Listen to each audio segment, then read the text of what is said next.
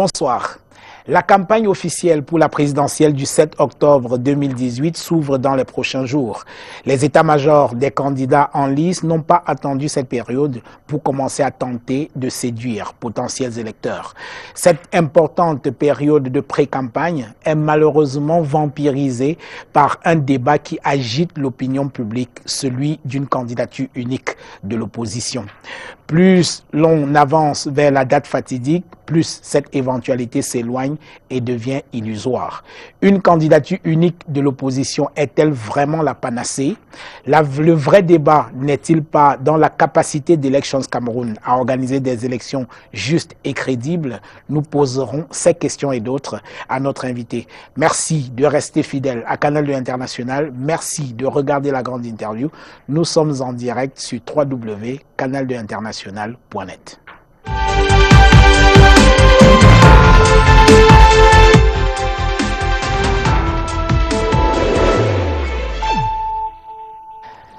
Albin Zongan, bonsoir.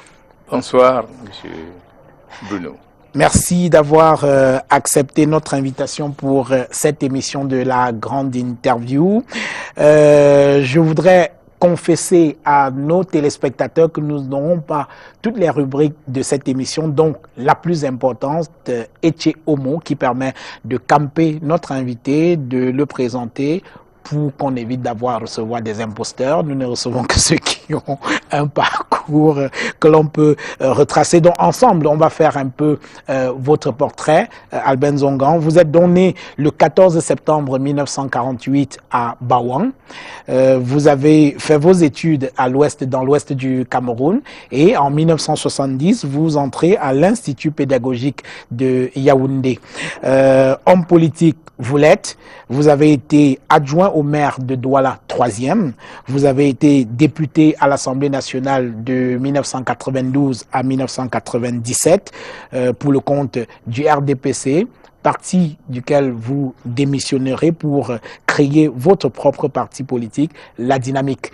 Alors, je serai à peu près complet lorsque j'aurais dit que vous êtes expert automobile, après avoir commencé une carrière dans l'enseignement comme fonctionnaire de l'éducation nationale. Votre premier poste, si je ne m'abuse, c'était à Akonolinga. Et ce premier poste, vous n'y mettrez pas beaucoup de temps parce que vous êtes viré, relevé de vos fonctions pour avoir cassé la gueule au sous-préfet. Qu'est-ce qui s'était passé, Albin Zongan? Au préfet. Au préfet? Ah non, oui, quand même. Hein. Non, je n'ai pas cassé la gueule au préfet, mais... à l'époque, il n'y avait ni gendarmes ni policiers à Koloninga. Oui. Et c'est les gardes prisonniers qui assuraient la sécurité en même temps que le gardiennage de ceux qui étaient incarcérés. Oui. Alors, le CS a organisé une fête à l'occasion de la fête de la jeunesse et a invité le préfet qui s'est amené avec 3 gardes prisonniers. Quand on a ouvert le buffet, nous lui avons fait l'honneur de se servir d'abord. Et quand il a fini de se servir, il a demandé aux gardes prisonniers de se servir avant les professeurs. Je me suis opposé et il a dit que lui, il pouvait enseigner la mathématique. On lui a dit que quand on entre à l'ENAM avec le CEP, on n'est pas fondé pour dire qu'on peut enseigner la mathématique. Il s'est fâché. Oui. Et le principal qui s'appelait Ondo Esono était aussi un homme de caractère.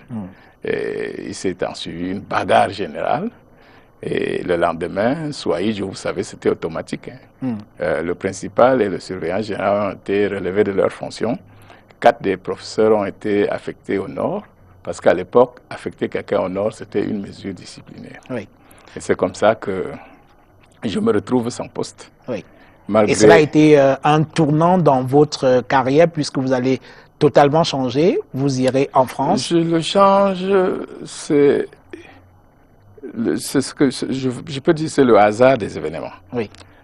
Ondo Esono a été immédiatement affecté surveillant général au lycée technique de Yaoundé. Les autres professeurs affectés. Moi, non. J'ai fait le pied de grue au ministère de l'Éducation et chaque fois que je demandais à voir le ministre Lydia Sangon, il disait ce Makiza Bamileke, là, je ne veux pas le voir. Il se trouvait un papa, Betty, qui a dit mais cet enfant, on ne peut pas faire ça de lui. Il a obtenu ma mise en disponibilité et une autorisation de sortie du Cameroun.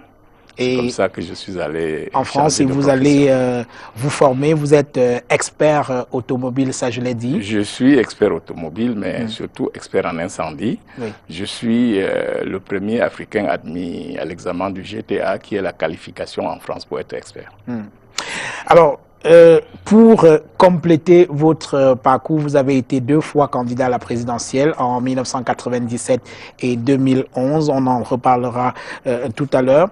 Vous êtes une personnalité plutôt controversée, dirais-je, Albert Nzongan. On dit de vous que vous êtes quelqu'un de tribaliste. C'est quand même étonnant pour quelqu'un qui fait de la politique et qui a besoin d'avoir des voix de tous les côtés, pas simplement les voix de ceux qui sont originaires de chez lui. Pourquoi cette image qui semble, peut-être que je me trompe, vous coller à peau celle de quelqu'un de tribaliste? Non. Vous savez que les péteurs, quand ils sont dans un milieu, quand ils pètent, ils sont les premiers à fermer le nez et à regarder le voisin pour qu'on dise que c'est le voisin qui a pété. Du fait du tribalisme, je voudrais aujourd'hui vous confesser quelque chose. Allez-y. Le tribalisme au Cameroun est verbal et circonstanciel. Il n'existe pas de tribalisme. Vous croyez vraiment? Non, non, les gens utilisent le tribalisme pour se positionner, mais n'y croient pas. La plupart des grands réputés tribalistes dans des communautés sont ceux qui ont fait des échanges sur le plan matrimonial avec d'autres communautés et parfois la communauté qu'ils prétendent combattre. Le Cameroun est fait en sorte qu'aucune tribu ne peut vivre sans l'autre. Mais de temps en temps, si on fait des répliques à ceux qui pensent que c'est possible, alors que c'est impossible. Même si on voulait, c'est impossible. Imaginez Douala aujourd'hui, qui n'habitait que par les Douala. Elle serait vidée de 98% de sa population. Et ça ne serait plus Douala, ça serait un village. Donc nous sommes condamnés à vivre ensemble. Mais le tribalisme au Cameroun sert ceux qui savent que l'ascension politique n'étant pas un mérite, c'est un choix ethnique. Donc ils attirent l'attention des gens de son ethnie, qu'attention, je suis le plus à même de vous défendre. Faute de leur présenter un projet ou une réalisation pour dire voilà, si vous m'envoyez devant, voilà ce que je peux faire. Donc le tribalisme est verbal et circonstanciel. Je vais prendre des exemples. Allez-y. En 2008, Mama Fouda disait qu'il faut que les Bamileke partent de Yaoundé. Mais il n'y croyait pas, c'est un ami personnel à moi. Donc il le disait pour que les bêtis disent que voilà quelqu'un de bien pour qu'il reste ministre. Il n'y croyait pas du tout parce qu'il sait que si on part comme il a dit, Yaoundé ne sera plus Yaoundé. Il dit qu'on enlève les bâtiments pour partir. Il sait bien qu'on ne peut pas enlever un bâtiment. Et puis c'est cette histoire de tribalisme, c'est l'arme de ceux qui parlent eux-mêmes, par leur capacité à prouver leur leadership, n'ont rien à montrer. Parce que qu'est-ce qui se passe maintenant? On demande, un boulot demande à Paul Biya qu'est-ce que tu as fait pour moi? Il dit, je n'ai rien fait pour toi, mais tu as la chance que je sois là. Si un Bamileke est arrivé, tu vas aller voir. Si un Yaoundé arrive là, tu vas voir. Donc pour vous, c'est quelque chose qui est simplement instrumentalisé? C'est instrumentalisé et ça ne peut même pas prospérer. Les premiers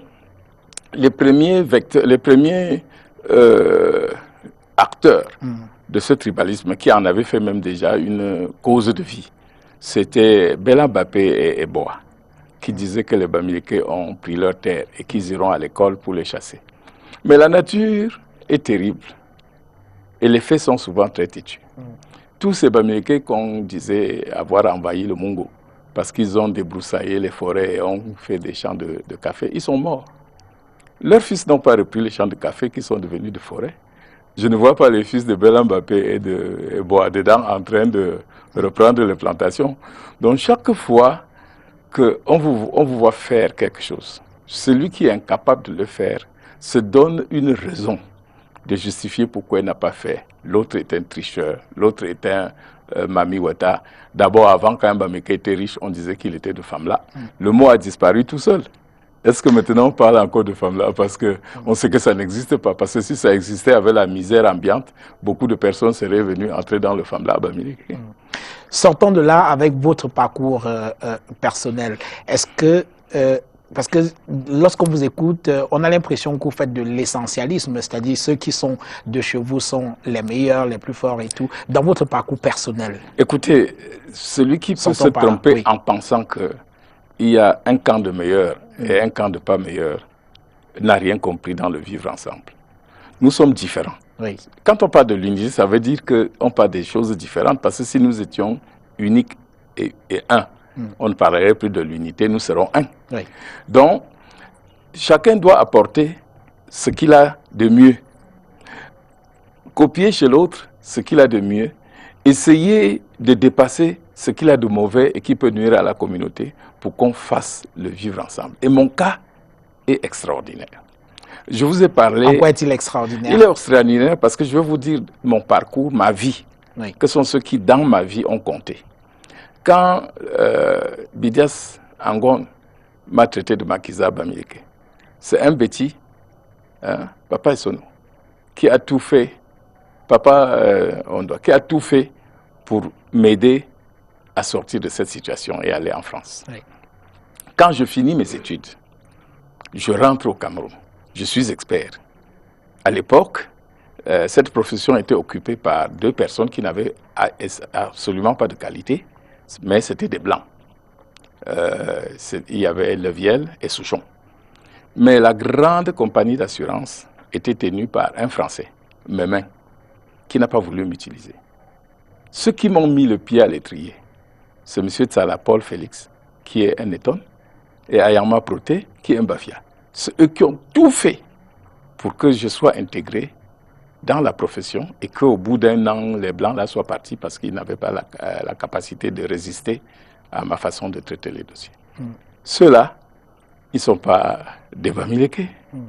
Plus tard, quand j'ai eu des problèmes, on a écrit que j'avais abandonné la fonction publique et que j'avais touché de l'argent indûment. Et Aïdjo a demandé au ministre des Finances de retirer mon agrément. On a retiré mon agrément. Pour me justifier, j'ai encore eu recours à quelqu'un qui s'appelle Oumar Oudjam Yaya, celui qui allait voir Aïdjo oui, pour lui dire que non, cet enfant, voilà ses papiers, tout ça. On m'a restitué mon agrément. Et puis, quand j'ai voulu faire de la politique, mais vous savez bien que j'ai été combattu à Douala comme je suis combattu maintenant. Mais en 92, pour que je devienne député, c'est Akam Foumou et Fauchevé qui obtiennent du chef de l'État qu'on me mette en position de gagner à Douala. En 92, à l'époque où le RDPC ne savait pas tricher, on m'a mis deuxième et il n'y a eu que 2 élus, Tobo et moi. J'arrive à l'Assemblée nationale par le truchement de ceux-là. Et bien même, quand je vais en France, celui qui m'accueille et me met le pied à l'étrier en me présentant à des grands Français, la passerelle que j'ai utilisée pour atteindre même Chirac, c'est Hervé Emmanuel Com. Hervé Emmanuel Com. Oui, c'est lui qui me conduit. Il n'est pas Bamileke. On le considère même comme un grand empêcheur de on vous a souvent vu dans des débats très rudes avec Hervé Emmanuel Com. C'est l'apparence. Je ne suis pas un ingrat. Je ne peux pas porter atteinte à l'honneur d'Emmanuel Com. Je me souviens de ce qu'il a fait pour moi. Nous avons maintenant, pour revenir à ceux qui m'ont mis les bâtons dans les roues, vous savez qu'en 87, j'ai formé l'équipe pour diriger la commune de Douala 3e, qui était Douala 3e, Douala 5e réunis. Et c'est moi qui ai mis le pied à l'étrier à M. Owena Grégoire, mon PA et un autre de l'Est, ils sont tous devenus ministres. Mais au moment d'élire le maire, c'est ma sœur Foning qui a tout fait pour que je ne sois pas maire. On en reste là. On n'en restons pas là. Oui. En 90, oui. Quand je voulais être président de la section du Bouri, c'est Madame Foning, Monsieur Fampou, Moteo et un autre qui est encore vivant, je ne cite pas les vivants, j'étais cité les morts, qui ont tout fait pour que ce soit Kindi et non moi. C'était pas des Nkwa, c'était des Bamileke comme moi. Et quand je vous ai dit qu'on a retiré mon agrément, c'est un Bamileke qui profitait de sa situation de conseiller, ou on appelait quoi à l'époque, à la présidence de la République, qui avait fait le mot à Aïdio. Donc, il ne faut pas qu'on vous trompe. Dans notre vie, vous trouverez également quelqu'un de l'autre région qui vous dira « je dois ma vie à un Bamileke, à un ceci ». Les gens savent bien vous traiter comme ils sont. Ils se peignent dans vous. Moi, le plus souvent, j'ai dit aux gens, avant de dire que tel a fait ceci, regardez ce que vous avez fait. Donc, quand je relève que quand vous parlez de Bamileke en termes négatifs, vous-même, vous êtes ceci, on pense que celui-là défend les Bamileke. Est-ce que les Bamileke sont une race qui a besoin d'être défendue?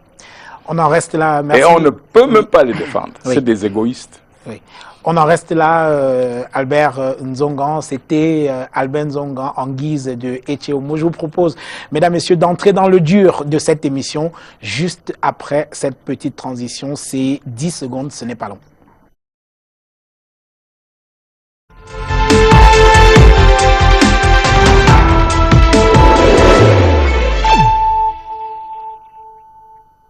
Voilà, retour dans ce studio avec notre invité Albert Nzongan, président de la Dynamique. Alors, parlons de la SMID, la Société métropolitaine d'investissement de Douala, qui a été lancée il y a quelque temps par le délégué du gouvernement auprès de la communauté urbaine de Douala, Fritz Ntonen-Tonnerre, et vous avez été désigné parmi les pour siéger parmi les 15 administrateurs de cette société. Et selon nos informations, ce ne fut pas une sinécure. C'était quoi le problème? Qu'est-ce qui s'est passé pour votre entrée dans la SMID? Le problème de la SMID illustre l'état d'esprit au Cameroun où les gens pensent que le mérite ne compte pas. Il faut que quelqu'un s'assied quelque part pour décider de qui est méritant, pour confier le mérite. Or, le mérite se mérite. Il ne se ramasse pas. Ou vous êtes méritant ou vous ne l'êtes pas. Dans tout le cas, il s'est passé que les gens auraient souhaité que je ne fasse pas partie de cette équipe. Mais ce n'était pas l'esprit des fondateurs de la chose. Mais vous savez toujours que vous pouvez créer votre chose et d'autres s'en emparent. On a vu souvent, on se demande même au Cameroun si c'est M. le Président Paul Biya qui dirige le Cameroun. Donc on a voulu procéder comme dans le vieux temps qui, j'espère, va cesser bientôt, à des nominations sur le plan des critères connus d'eux seuls. Alors il y avait 2200 petits porteurs. Les petits porteurs sont ceux qui ont mis de l'argent de 150 000 à 4 millions, contre peut-être 300 grands porteurs. Les petits porteurs avaient à voter leurs représentants. Et le bureau provisoire a cru bon choisir les représentants à la place des petits porteurs. Ils ont protesté. Et ils ont tenu tête. Ils ont refusé de revenir sur leur décision. Et la discussion a duré 5 heures de temps. Et c'est le promoteur qui est venu dire non, l'esprit des statuts veut qu'on passe aux élections. On est passé aux élections. Et Madame Essoka et moi, nous avons été élus pour représenter les petits porteurs. Bon, c'est une parenthèse parce qu'il faut toujours regarder le résultat et non le chemin par lequel on est passé. Alors, la manière dont vous avez été désigné pour faire partie des administrateurs de la SMID, vous êtes bien conscient que cela représente une responsabilité supplémentaire pour vous. Saurez-vous en être digne? Je crois que sur le plan moral, je suis préparé et mon passé prouve que je suis capable de défendre les intérêts des autres. Donc je suis préparé pour faire en sorte qu'il y ait un équilibre. Et s'agissant d'une affaire commerciale, d'une société commerciale, faire en sorte que ceux qui ont mis de leur argent puissent avoir un retour et que la ville de Douala et maintenant nous parlons de la ville de Douala et non de Douala ni de Bamileke, se transforme, se métamorphose au profit des métropolitains, comme le nom de la société l'indique. Et je crois que c'est en bonne voie, parce que les premières actions, dans un lapsus hier, j'ai dit que c'était le marché de Bonamoussadi qui serait la première opération. Non, c'est plutôt le marché de New Daido. De New Daido. Oui. Et puis, la vallée Besseke, on va y installer un centre de loisirs. Vous voyez une ville comme Douala où il n'y a pas de centre de loisirs, où les gens peuvent de temps en temps aller se déstresser. Bon, il n'y a pas que les centres de loisirs qui manquent à Douala. Non, ça, je vous dis ce qu'on va faire, parce que dans la suite, ils pensent faire des centres de conférences internationales, on pense faire des centres d'affaires, on va réhabiliter Dokoti, on va réhabiliter Yassa. Non, il y a à faire. Oui. Alors, oui, allez-y. Mais la plus grande nouveauté, c'est que la SMIT compte maintenant introduire, si l'autorité gouvernementale l'accepte, la copropriété. Oui. Or, si vous avez entendu les bagarres autour d'Autochtones, d'allogènes, de ceci, c'est la faute à la copropriété. Je vais vous expliquer pourquoi. Allez-y. Quand quelqu'un qui arrive avec son argent trouve une famille qui est là où leurs ancêtres sont nés, leur propose de l'argent, parfois beaucoup d'argent. Cette famille croit que c'est beaucoup d'argent et lui vend leur terrain. Ils sont déguerpis. Le monsieur construit un immeuble, c'est pour lui. La famille, après avoir mangé tout l'argent, s'aperçoit qu'elle n'a même pas où dormir. Or, nous avions proposé dans le temps que si tu as ton argent, et s'il y a quelqu'un qui est là sur sa terre, il n'a pas les moyens, il apporte sa terre comme son apport. Tu fais un immeuble de 10 étages si tu veux, tu lui donnes peut-être un étage pour vivre, et 2 étages ou 3 étages pour tirer des subsides, pour louer. Pour vivre. Comme ça, vous vivrez en entente parfaite. Et c'est ce qui va se passer. La SIC, déjà, qui est actionnaire dans la SMIT, le port autonome, ils vont entrer maintenant en copropriété, ils vont se mettre ensemble pour des projets immobiliers bénéfiques pour Douala, surtout que le délégué veut maintenant un Douala en hauteur. Oui. Parce que la ville étant petite, il y a cette contrainte du Vouri. On va maintenant aller en hauteur. Oui. Alors, au départ, je rappelle que la SMIT, c'est une société d'économie mixte. L'objectif, c'est, comme vous l'avez dit... Elle n'est pas d'économie mixte, parce que quand on dit d'économie mixte, les gens ont tendance à penser que c'est État et privé. C'est une société anonyme, privée. Oui. Et commercial. Oui. Alors, donc, au départ, il y a eu un appel public à l'épargne. Le montant de départ, c'était environ 10 milliards.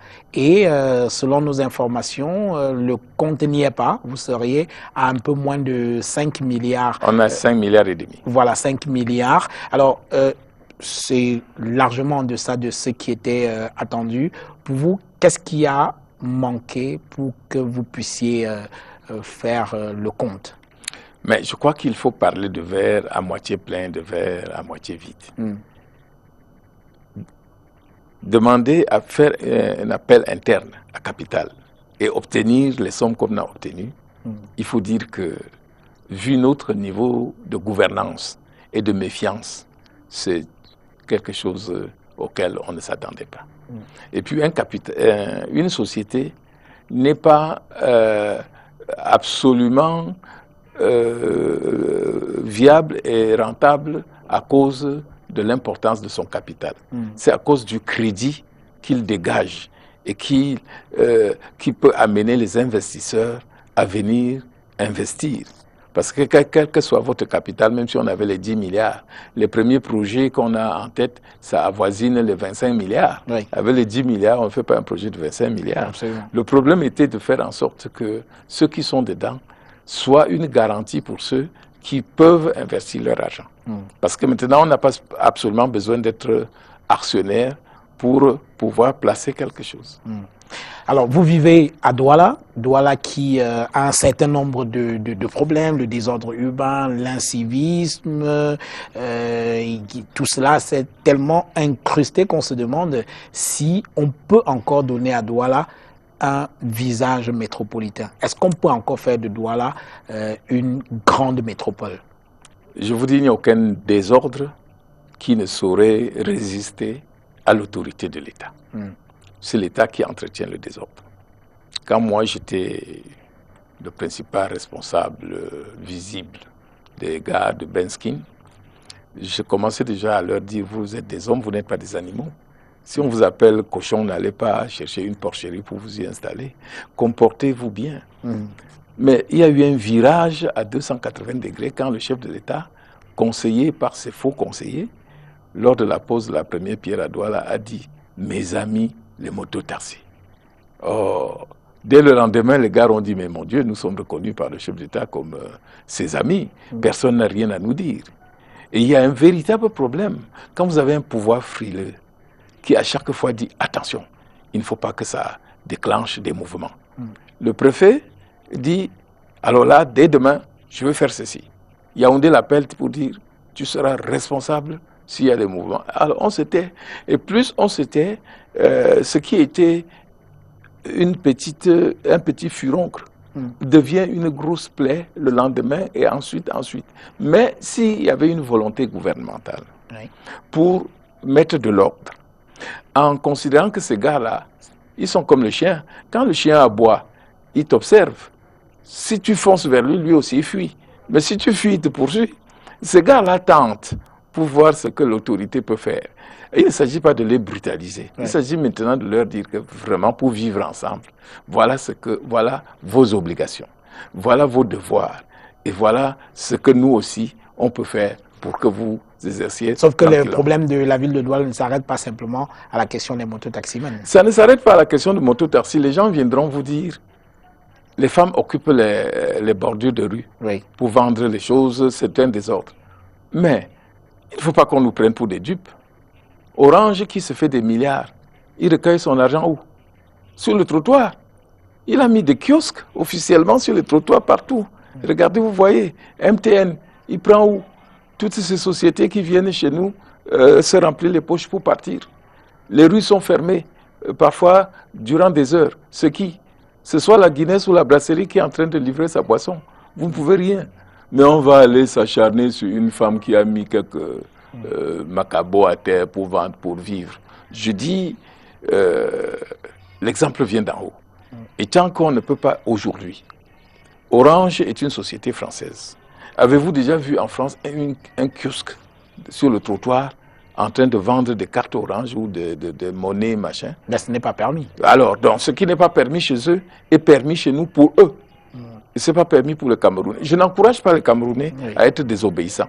Mais je dis qu'il faut mettre les Camerounais et les étrangers au même pied d'égalité. Et souvent, cette histoire de tribalisme-là arrive.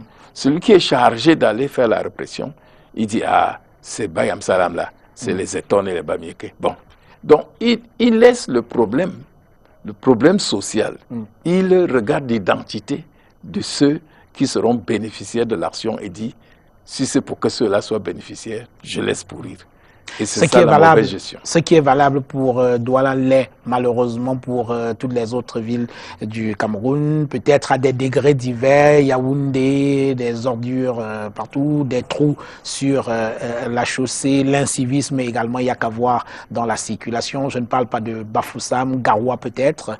Comment faire pour donner fière allure aux villes camerounaises? Mais mon cher ami, nous sommes des villes sans prévision, sans plan d'occupation. Et c'est ce que le docteur Ntoné est en train de vouloir faire. Il veut essayer de mettre sur maquette une vision de Douala dans le futur. Alors, le directeur général de la SIC me racontait, quand ils sont allés en Chine rencontrer des sociétés, ils sont entrés dans un bureau où on leur a montré la maquette de la ville à l'horizon 50 ans. On leur a dit, on pense que d'ici 2 ans, la population sera comme ça. Et on a prévu ici pour construire telle chose. D'ici telle année, d'ici 50 ans, il y aura 5 aéroports. Mais nous sommes dans un pays où on est surpris par la démographie. C'est les gens qui construisent et on s'aperçoit que, ah, il y a les gens là-bas, bon, il faut aller prendre l'impôt. Ah, d'autres sont là-bas. Mais comment ils ont fait pour s'installer? Non, de grâce. Nous devons avoir un plan d'occupation, un plan d'urbanisme. Et vous voulez que tout le monde va le suivre.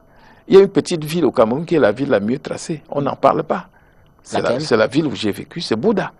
Bouddha est la seule ville où c'est tracé comme à New York, où les rues sont parallèles. Et parce que cette ville a été d'abord tracée avant d'aller transporter les gens qui habitaient dans les villages dont le plus important était Babété, là où nous étions. Donc on est allé là-bas, on a d'abord tracé la ville et on a obligé les gens à aller dans cette ville, avec les conditions de la ville. Donc tant que ceux qui nous gouvernent vont se laisser surprendre par la démographie et par les problèmes, tant qu'il n'y aura pas de prévision, et nous sommes dans un pays où tout est improvisé, personne ne veut rien prévoir. Finissons par là. À quand est-ce qu'on pourrait voir les premières réalisations de la Société métropolitaine d'investissement de Douala? Est-ce que c'est prévu? Je voudrais dire début octobre, mais j'ai peur qu'on pense que c'est pour la campagne électorale. Donc disons avant la fin d'année, les gens vont voir les premières réalisations. Ça sera concret, ça sera sur le terrain. Ok, on en reparlera de toutes les façons. Je vous propose de prendre une petite pause et nous aborderons un autre sujet.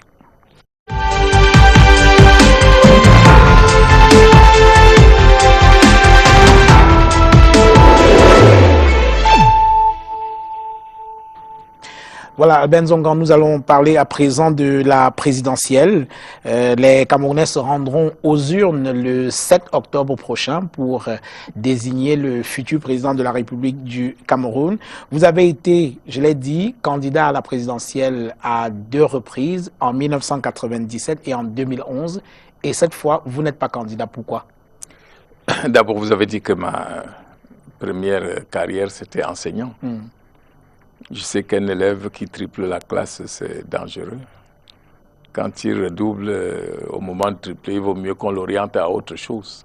Ah, vous n'avez pas voulu tripler? Je n'ai pas voulu tripler parce que je me suis dit j'ai puisé suffisamment d'expérience. Oui.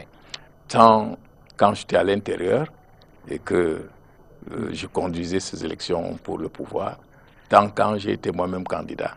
Maintenant, je suis capable de dire à ceux qui sont candidats, ne vous embêtez pas, la souris, elle passe par tel trou. Et si vous n'y mettez pas un piège sûr, parce que si vous mettez le petit piège qui va se déclencher sans attraper la souris, vous aurez perdu du temps. Donc aujourd'hui, je me considère comme quelqu'un qui peut mettre son expérience et son vécu au service du Cameroun pour qu'il y ait demain un mieux vivre. Alors, restons dans la métaphore de l'école que vous avez bien voulu emprunter pour dire que vous avez été quand même un élève plutôt cancre. Hein. En 2011, vous avez 0,54%. En 97, vous aviez tué, vous avez eu 1%. On peut comprendre que... vous savez, quand on va à la distribution, oui. Le père vous donne ce qu'il vous donne, vous prenez. Il n'y a pas eu... Non, ça c'était des élections. Ce n'était pas des élections, ça c'est le résultat. Il y a eu des élections, mais le résultat est la chimie d'un individu qui vous regarde et dit, bon, à celui-ci je peux donner 1%, à celui-là je peux donner 2%. Et les plus têtus comme nous, on les met loin derrière parce qu'on ne sait pas. Puisqu'il y a des cancres qui se contentent de dire qu'ils sont les meilleurs des cancres. Par exemple, vous ne donnez que mon résultat. Quand j'avais 1%, oui. Les autres avaient combien? Le plus gros avait combien? Il devait avoir 10%, quelque chose comme ça. Quand tu as 10%, ça fait... Vous avez été à l'école, non? Oui, oui. Ça fait 1 sur 10. Hein? Ça fait 2 sur 20. Quand tu as 2 sur 20 à l'école, tu es quoi? Un cancre.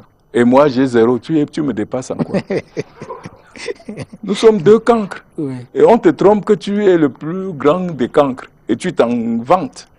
Moi, c'est ça qui me sidère, parce que le pouvoir a réussi à faire que les gens se contentent de ce qu'on leur a donné, oui. Sans qu'ils méritent, et d'en être fiers.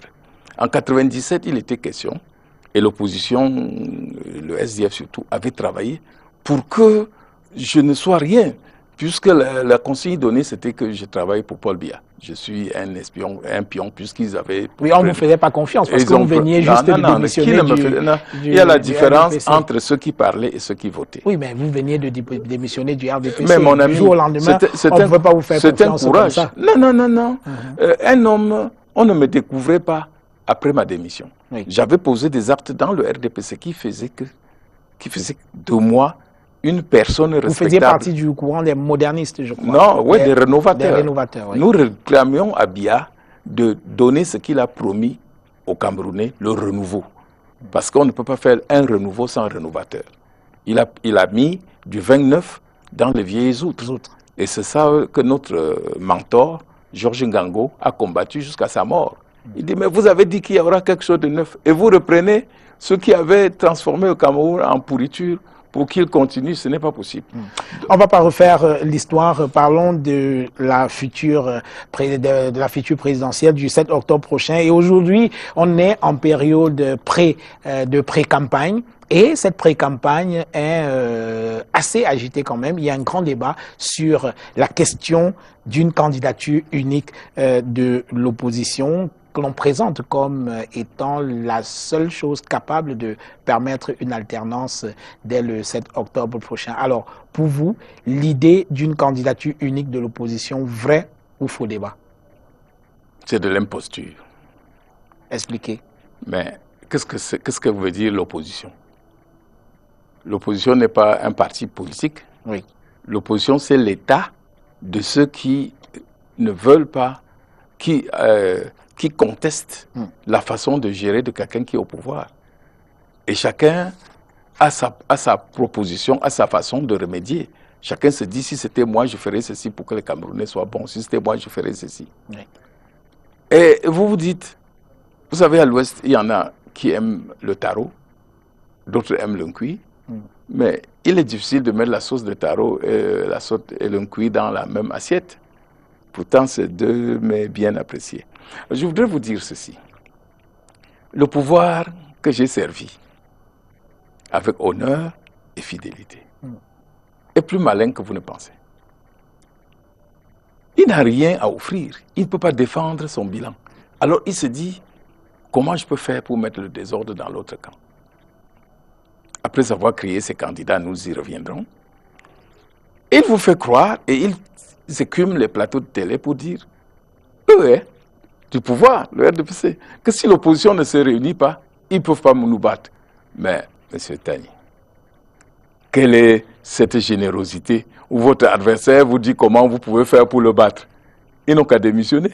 Mais on a un précédent. En 1992, tout le monde aujourd'hui s'accorde à dire que Foundi avait failli gagner la présidentielle de 1992. Parce qu'il y avait une coalition. D'autres disent même qu'il l'avait gagné et qu'il a été dépossédé de sa victoire.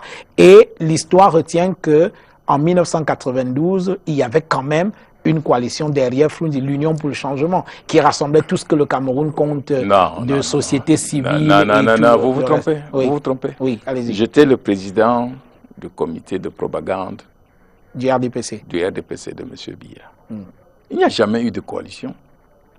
En 1992, les ténors de l'opposition, c'était le docteur Adamou Damjoya, c'était Ekin Jean-Jacques, c'était Bouba Bello Megari, c'était Foundi. Oui. Et il a fait exactement comme le RDPC est en train de faire. Il vous ramasse une bande de 20 affamés et il vous dit, j'ai 20 partis politiques qui se sont joints à moi. Non, ce n'est pas la coalition qui avait gagné en 92. C'est l'exaspération et la décision du peuple de donner à Foundi. Contre les autres étaient candidats. Et c'est même s'il y avait la coalition, je crois que ceux qui disent que Foundi avait gagné, s'il avait gagné effectivement, s'il y avait la coalition, il n'aurait pas perdu sa victoire. Mais franchement, Albin Zongan, est-ce que l'opposition n'a pas... est-ce qu'il n'y a pas une chance, si vous ne voulez pas qu'on utilise le terme d'opposition comme un monolithe? Attendez, je vais finir. Est-ce qu'il n'y a pas plus de chance à avoir une alternance si on a peu de candidats ou alors un seul candidat face au président Paul Biya? Aucune chance. Pourquoi? Prends 2000... C'est logique, non? Non, puisque les voix de l'opposition, ceux qui voudraient le changement, risquent d'être saucissonnés entre plusieurs candidats. En opposition, ce que vous ne savez pas en sociopolitique. Oui. Il y en a qui voteraient pour Oshi. Mais si Oshi n'est pas candidat, ils ne voteront plus pour personne. Ce n'est pas des voix qu'on a mis dans une calebasse et on peut prendre pour donner à quelqu'un que, tiens, on te fait cadeau. Et je vous dis, pour 92, s'il y avait... C'est le peuple décidé qui, parmi les candidats qui se sont présentés, a dit que bon, Frundi, qui a réussi à attirer leur attention en leur faisant croire qu'il était un sorcier, à Kacham, des shoots à Kacham, il disait qu'il attrapait les balles et qu'il avait Biya en main, il voulait le tuer. Les gens ont dit voilà, il n'y a qu'un sorcier comme lui pour renverser Biya. Donc on s'est mis derrière lui. Donc l'élection présidentielle, c'est le rendez-vous d'un homme avec le peuple. Vous pouvez être 500 000. Le peuple, s'il est mature, et le peuple camerounais est mature, il n'y a rien qui vous rend intelligent et résistant que la souffrance. Le peuple camerounais a tellement souffert pour jouer avec son sort. Donc, même s'il y a 1000 candidats, le peuple camerounais les regarde. Et il faut maintenant expliquer aux Camerounais qu'on n'ira pas le 7 voter un parti politique. Le MRC porte Kamto. C'est son parti qui le porte. Mais c'est Kamto qui est candidat. Si Kamto est incapable, le MRC a beau être n'importe quoi, le peuple ne regardera pas. Le SDF a présenté Oshi, mais c'est Oshi qui se présente pour gérer le Cameroun. Ce n'est pas le RDPC qui gère le Cameroun aujourd'hui. Et pourtant, M. Biya qui est au pouvoir est même le président du RDPC. Mais le RDPC souffre autant que nous. Donc, il ne faut pas... non, excusez-moi. Allez-y. Le pouvoir a donc trouvé cette astuce pour troubler l'opposition. Et il a trouvé des troublions qui vont dehors et qui n'ont même rien à voir avec les... C'est ça qui m'intéresse.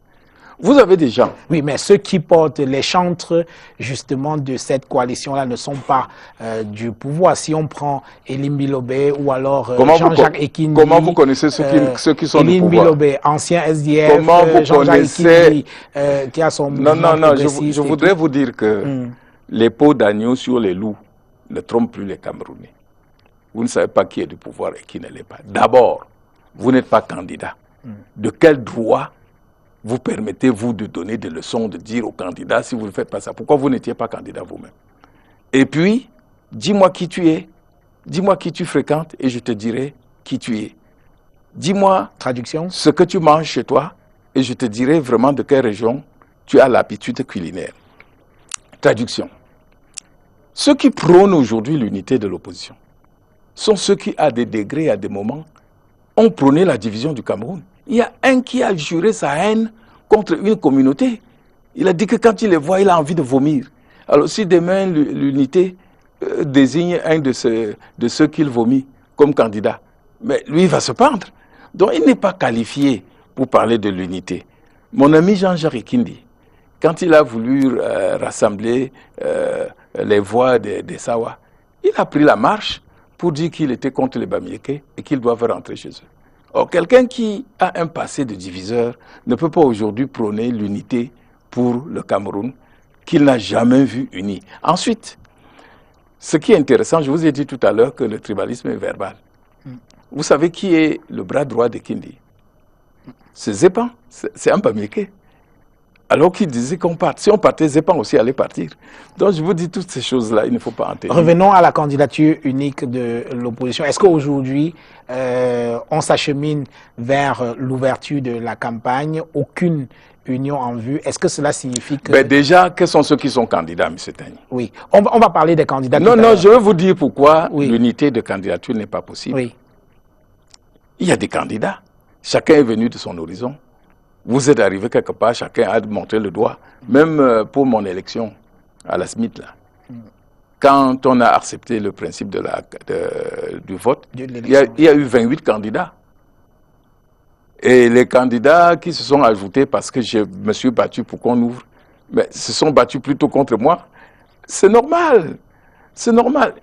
Dans les candidatures que tu vois, la pratique des élections au Cameroun veut que l'argent donné pour la campagne soit toujours supérieur à ce qu'on a déposé pour la caution. Donc tu as des hommes d'affaires. qui ont dit mais c'est une occasion, c'est un bon filon. Est-ce que vous voulez dire que c'est parce que certains lorgnent la manne qui va être donnée aux candidats en guise de... Est-ce que vous pouvez me laisser expliquer au Cameroun allez-y. Ce qui compose la candidature à la présidentielle de cette année. Oui. Tu as des affairistes qui savent que... D'ailleurs, en 97, j'ai un gars de mon village qui était candidat et il passait tout son temps à boire en disant aux gens, j'ai eu ma chance, je suis candidat, on m'a donné 50 millions. Je m'en veux faire la campagne ou pour faire quoi? Donc, il était tout content, il a gagné de l'argent. Donc, tu as ceux qui viennent pour gagner de l'argent. Ils sont un certain nombre. Tu as des arrières fixes, des barreurs. Ceux qu'on a poussés à la candidature pour qu'ils assurent le blocage des élections dans des coins où ils sont célèbres, ou bien on pense qu'ils sont célèbres, pour dire qu'au lieu que ça aille ailleurs, vaut mieux que ça aille sur vous, tout en sachant que ça ne vous amènera nulle part. Il y en a qui sont là comme applaudisseurs. Et les applaudisseurs sont ceux que le pouvoir prépare pour que, si demain, ils tentent de voler, que ça se passe comme en 92. Que cela soit le premier à dire « Ah, nous étions candidats, mais nous reconnaissons le résultat, vraiment. » Et que le pouvoir semble dire « Vous voyez, les adversaires reconnaissent les résultats, mais ces adversaires, c'est des gens qui l'ont fabriqué. » Donc, vous ne pouvez pas ne pas laisser le peuple regarder et regarder. Je prends un autre exemple des candidatures. Oui. Mais un candidat, là, même si sa mission les lie, il devient président de la République, non? Vous voulez être président de la République et vous êtes incapable d'aller dans votre propre famille annoncer que vous êtes candidat. Mais vous voulez que qui vous vote? Vous qui parliez de tribalisme. Quand Biya veut se reposer, il va à Bamako. Mais quand j'ai entendu que des anglophones étaient candidats, j'étais content. Et j'attendais qu'eux, ils aillent chez eux pour dire « Ok, arrêtez le désordre. Organisez-vous pour voter. Votez-nous. Dès qu'on va être président, on va régler ce problème. » Non! Il vient dire aux francophones « Votez-moi et je vais aller régler le problème de mes frères. » Mais soyons sérieux, il ne faut pas prendre les gens pour des cons. Il faut d'abord vous faire accepter par vos frères. Et ici, quand Biya va dormir à Bamako, c'est bon. Quand Kamto va saluer les gens à Baham, c'est mauvais. Mais quelle est cette histoire? Vous connaissez ceux qui nous ont appris la démocratie, ont la notion de ce qu'on appelle fief. Chaque homme politique doit avoir sa base. Moi, ma base, c'est à Douala. Je contrôle Douala. N'en déplaise à ceux qui croient que je ne contrôle pas, je contrôle Douala. Mais je ne contrôle pas Bawan où je suis né. Bon, je ne sais pas en quoi vous contrôlez. Bon, alors je voudrais... Non, sur le plan populaire, sur le plan... Vous verrez, le jour où on fera une élection libre, vous verrez ce que vous verrez. Alors je reviens donc à 92. Si le débat a été coupé court, quand Froundi prétendait qu'on avait volé son vote, bon, j'ai mon droit de réserve, j'étais acteur. Mais qu'est-ce qui s'est passé? On a donné la parole aux autres candidats. On n'a pas donné la parole à ceux que vous avez appelés coalition. On a donné la parole aux autres candidats qui ont reconnu que M. Biya avait gagné. On a donné la parole à Jean-Jacques Kindi. On a donné la parole à Bouba Bello et à Ndamjoya. Ils ont reconnu que M. Biya avait gagné. Mais l'extérieur a dit, mais celui-là, il se plaint de quoi? Oui. Alors, je rappelle quand même les scores des dernières élections présidentielles au Cameroun depuis le retour au multipartisme. 92, on a 8 candidats. Paul Biya sorti avec 40%. 97, on a 9 candidats. Il remporte avec 92%. 2004, il y a 16 candidats. Il gagne avec 70%. 2011, 23 candidats. Il a 77%. Alors, est-ce qu'en 2018, il y a des raisons de penser que ce sera différent? Mais écoutez, les pourcentages que vous donnez là, ça vient d'où? Monsieur Biya n'a jamais demandé à être président du Cameroun. Non. Le pauvre est prisonnier des gens. Et il leur dit, OK, organisez-vous pour dire que je suis président et je viens présider. Donc c'est eux qui se débrouillent à lui fabriquer un résultat. Oui, chacun sachant que s'il n'est pas là, il est mort. Oui, répondez à ma question maintenant. Est-ce que vous pensez que la présidentielle de 2018 sera différente des précédentes? Je vais vous dire une vérité. Oui. Et je le dis en vous regardant et en regardant les Camerounais. S'il y a 200 candidats, y compris même le fils de Biya, contre Biya. Dans un vote honnête, Biya sera dernier. Mais dites-moi, pour quelle raison? Et permettez-moi de vous raconter une histoire. J'ai mon cousin qui a épousé une fille Boulou, une grande dame Boulou, de Bangam. Un jour, j'allais chez elle. Je n'étais plus au RDPC. Arrivé à quelques 2 kilomètres de la maison de Biti, c'est quoi? Biessam. Biti Biessam, le ministre. Oui, Biti Biessam, il est maintenant ambassadeur. Oui. J'avais une Land Cruiser, mais j'ai quand même foncé parce que la route était impitoyable. Mais ce que je vais vous raconter, c'est bon de le savoir. Les villageois sont sortis et ils se sont mis à danser autour de ma voiture. RDPC 100%, RDPC 100%, RDPC 100%. Je me suis dit que mais c'est des fous ou quoi? Bon, après, je ne dis rien. Après, je demande à l'autre que ouais, comment vous... Il dit que mais vous n'êtes pas d'ici. Je dis non, non. Il dit ben, vous êtes d'où? Je dis d'où comment vous? Je viens de Douala. Il dit non, vous êtes d'où? Je dis je suis de l'Ouest. Il dit ouais, on croyait que vous êtes l'un de nos frères ici qui disent que nous avons voté à 100%. Vous avez vu? Quelqu'un qui habite dans un coin, avec une route comme ça, peut voter à 100%. Nous ne connaissons même pas où on vote. Tu crois que vraiment, si on demande aux gens de Volmaka, qui sont maintenant confinés, on a pris tout leur terre, pour être quelque chose à Volmaka, il faut être de la famille présidentielle. Volmaka se résume à Paul Biya. Si on demande aux gens de Volmaka de voter pour Paul Biya, ils vont voter. Ne vous faites pas d'illusions pour faire de cette... En clair, vous pensez que... il ne peut gagner aucune élection. Parce que, écoutez, ce n'est pas de la méchanceté.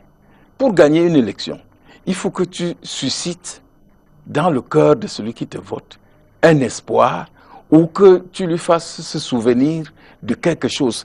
Qu'est-ce qu'un bêtis va retenir, un bêtis lambda, pas les profiteurs, va retenir de non, Paul... parlons des Camerounais. Non, attendez, je vais aller par rang.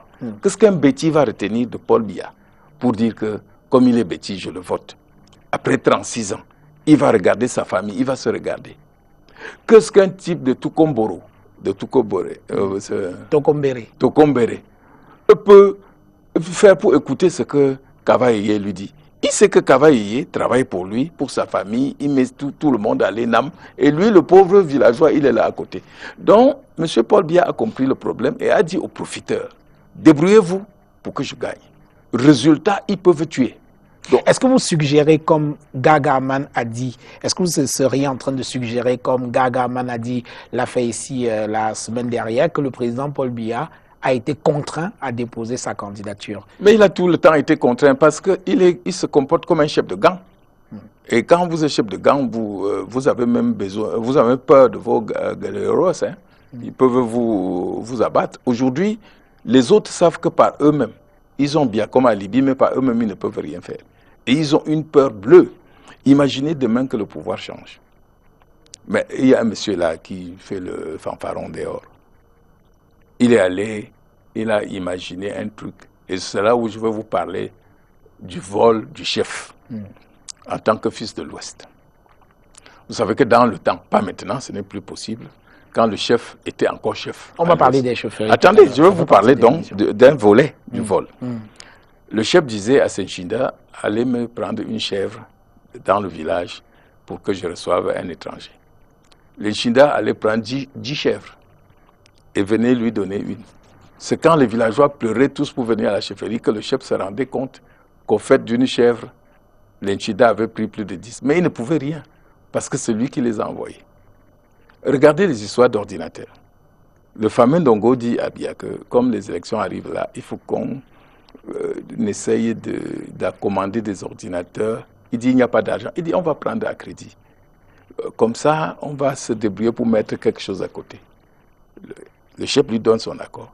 C'est après, quand on annonce les montants, que le chef s'aperçoit que, mon Dieu, mais il ne peut rien parce qu'il avait donné son accord. Même chose pour les avions MA. Regardez Enam, un monsieur qui a fait admettre des morts, qui est quand même une curiosité et une honte. On ne lui fait rien parce que dans cette combine, il a pris soin de mettre les enfants de Paul Biya. Paul Biya étant donc à chaque fois bénéficiaire ou étant au courant de ces choses, ne peut rien faire. Résultat, il est condamné à laisser faire. Donc tous ces gens, ils ont peur. Si demain le président Biya n'est pas là, mais on va ouvrir les dossiers. Les gens vont rendre gorge, pas à sa manière, mais une vraie gorge. Parce qu'aujourd'hui, on a enlevé toute la crédibilité à l'opération Épervier. Nous avons des gens en prison parce qu'on dit qu'ils ont été intelligents. Ils sont complices intellectuels. Donc leur maman aurait dû les naître idiots, ils seraient libres. Attends. Là, vous parlez d'autre chose. Hein. Bon, oui, mais vous avez d'autres dont le peuple a identifié comme voleurs, avec des preuves qu'on leur a fournies, parce que le chef d'État demandait les preuves, qui sont dehors. Vous avez des gens comme Olangana, on dit qu'ils ont volé 4 milliards. Après, au bout de 2 ans, on dit non, c'est seulement 200 millions. Mais ils sont toujours en prison. Hein. Donc, il y a les voleurs du chef et ceux que le chef demande qu'on condamne. Les élections, donc, sont l'occasion pour ces bénéficiaires du régime de tout faire. Et c'est là où ils se trompent. Parce que la mentalité populaire d'aujourd'hui n'est plus la mentalité d'hier. Vous avez vu comment l'interdiction des meetings, ce que ça fait dans des zones où on essaie de l'interdire, le peuple parle. Et ce qui va se passer, et je souhaite que ceux qui ont dirigé le pays pendant 36 ans aient un minimum d'amour pour ce pays et qu'ils ne permettent pas que ce désordre-là arrive. Parce que les gens ne vont pas laisser que les gens fabriquent les résultats. Alors, la campagne n'est pas encore officiellement lancée, mais déjà, l'opposition se déchire, ça tape dans tous les sens. Et ce qui est curieux, c'est que certains partis politiques se tirent entre les jambes et évitent soigneusement celui qui est supposé être leur adversaire commun. Comment peut-on expliquer cela? Est-ce que c'est une faute tactique ou alors c'est de... Bref, comment peut-on expliquer cette attitude qui consiste pour certains partis d'opposition candidats à cette élection à se tirer entre les jambes en épargnant soigneusement celui qui est leur adversaire ou alors supposé être leur adversaire commun? Monsieur Tagny, je voudrais que, à partir de votre propre exemple, que vous compreniez que certains sont candidats pas pour faire perdre Biya, mais pour faire perdre celui qu'ils pensent qu'il risque d'apporter un changement. Et ils sont payés pour... C'est incompréhensible que, à une élection présidentielle, l'objectif pour ceux qui se présentent contre celui au pouvoir, c'est de le renverser. Mais pendant ce temps, vous le laissez et vous vous tournez vers les autres pour dire « Ah non, c'est cet esprit de chef de cancre, comme je vous disais, où vous vous asseyez là, vous êtes tous renvoyés de l'école parce que vous ne valez rien. Et l'autre dit, mais nous, on est renvoyé comme ça. Mais ma note avait dépassé pour vous. Et tu es où? Tu es dehors avec nous. Donc, il faut que ceux qui sont chargés d'accomplir une mission, et ce n'est même pas une mission qui doit étonner les Camerounais. Il y a des partis politiques qui, tout au long de leur existence, vous ont dit que le RDPC était leur ami. Le RDPC est constamment invité à leurs meetings comme parti ami. Et vous savez, en politique... Oui, mais c'est de la simple courtoisie. Non, écoutez, monsieur. Oh là là, il ne faut pas tromper les Camerounais. En démocratie, ne sont amis des partis que ceux qui ont la même idéologie politique. Ça dit que oui, vous mais ne verrez pas... inviter un parti adverse non, quand vous l'invitez, non, quand vous... ne signifie pas forcément que Tagny, vous en faites un ami. Non, monsieur Tagny, oui. on met sur le machin parti, ami, invité. Vous ne pouvez pas inviter un parti qui n'a pas la même doctrine que vous. À votre congrès, vous parlez de quoi? Et vous savez que le SDF ne m'invitait plus à son... Pourquoi? Parce que la dernière fois où ils m'ont invité, je leur ai dit que dis-moi qui tu fréquentes, je te dirai qui tu es. Et les amis de mes amis sont mes amis. Or, je vois que le RDPC est votre ami, mais pour moi, le RDPC n'est pas mon ami. Parce que je sais que c'est des gens, si vous voulez dîner avec eux, il faut avoir une longue cuillère. Sinon, ils vont vous bouffer.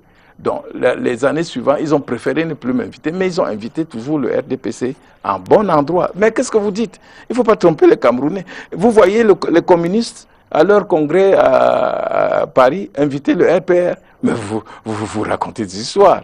Donc, c'est des gens qui ont l'habitude d'être ensemble. Bon, ok, même s'ils les invitent pour d'autres choses, ils ont l'habitude d'être ensemble. Ce n'est pas à cette période qu'ils vont se séparer. Ils se sont partagés les rôles.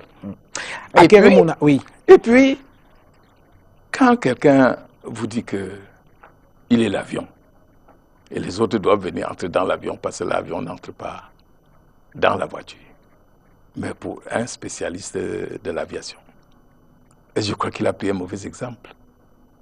L'exemple de l'union des technologies, c'est l'avion. Celui qui fabrique la carlingue, c'est-à-dire la carcasse, là, n'est pas celui qui fabrique le moteur. Celui qui fabrique les pneus n'est pas celui qui fabrique les chaises dedans.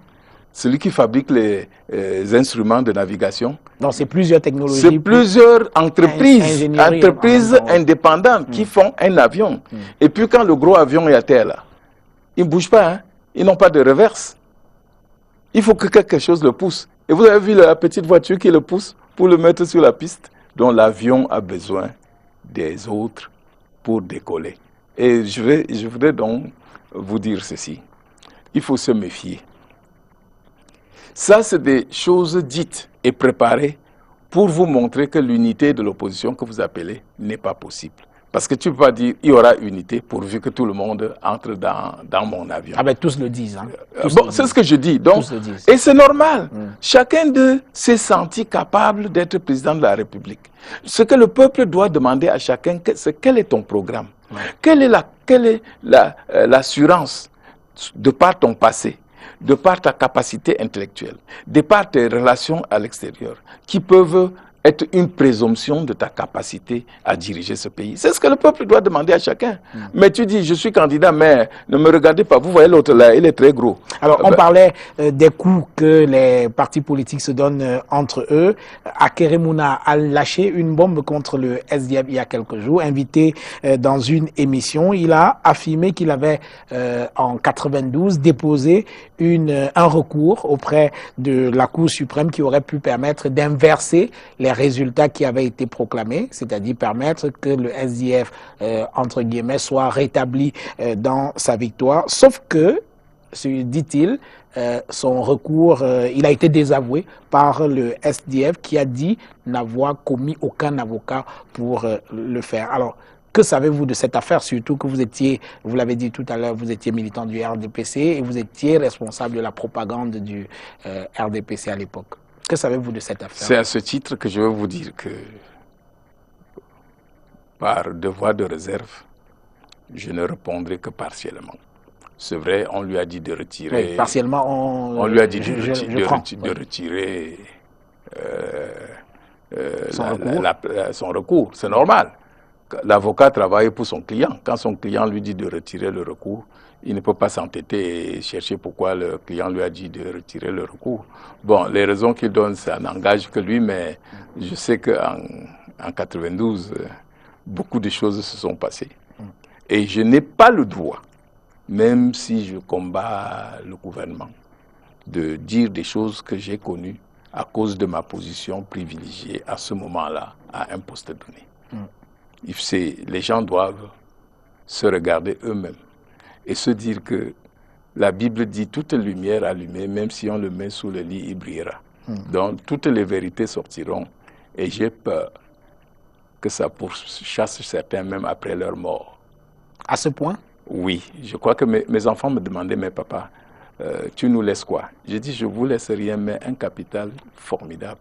Quand je serai plus là, et quelqu'un va vous voir et va dire, Zonga, tu es le fils de tel monsieur, tu vas dire oui. Il va te donner l'eau à boire. D'autres, quand ils vont dire le nom de leur père, on va chercher la chicotte pour les taper. Donc, je vous laisse un grand capital. Voilà ce que je dis à mes enfants. Donc, en 92, il s'est passé beaucoup de choses. Et ce sont des choses que nous ne devons pas souhaiter que ça se passe. C'est pour ça qu'il faut avoir des candidats sérieux, patriotes, et pas prêts à se faire retourner contre eux-mêmes. Un candidat doit être celui, pour se présenter à l'élection présidentielle, on doit d'abord se présenter à sa propre élection de conscience et se dire, suis-je digne de faire mieux que celui que je m'en veux faire là? Tous ceux qui jouent avec le peuple portent une malchance qui les poursuivra jusqu'à la tombe. Et les gens pensent toujours que c'est rien. Mais vous voyez certaines personnes mourir bêtement. On vous dit c'est la sorcellerie. Non. C'est l'union des paroles des citoyens, des victimes qui se font entendre là au ciel et le fracassent. On a tellement parlé ces derniers temps de cette union devenue utopique de l'opposition pour la présidentielle du 7 octobre prochain qu'on a oublié ce qui me semble quand même essentiel, c'est la conduite de ces élections-là. Est-ce que pour vous, des élections transparentes sont garanties? Impossible. Mais il ne faut pas vous leurrer. Comment ça, impossible? Non, M. Tani, oui. Il y a la reconnaissance du ventre. Quelqu'un ne peut pas vous nommer sur des critères que lui-même, parce que beaucoup au Cameroun sont même surpris quand on les nomme. Parce que quand les gens vont faire le lobbying et le type apprend son nom, on n'a même pas eu le temps de le prévenir. Il danse tellement qu'on l'a nommé. Et tu veux que demain, il a le choix de dire que son bienfaiteur a gagné ou de dire que son bienfaiteur a perdu. Non, ce n'est pas encore arrivé. Les Camerounais n'ont pas encore cette force. Dès lors que tous les dispositifs du processus sont entre les mains d'une même personne, il y aura tentative de changement de résultat. Je dis bien tentative, parce que le dernier mot revient au peuple. Je suis arrivé premier dans une élection dans un village à l'ouest. Le maniaque a vu que ça serait grave pour lui si on disait que j'ai gagné. Il a payé tout le monde, y compris mes propres représentants. Ils ont signé. Donc, si ces gens refusaient de signer, y compris mon représentant, il n'aurait jamais changé. Il aurait eu peur.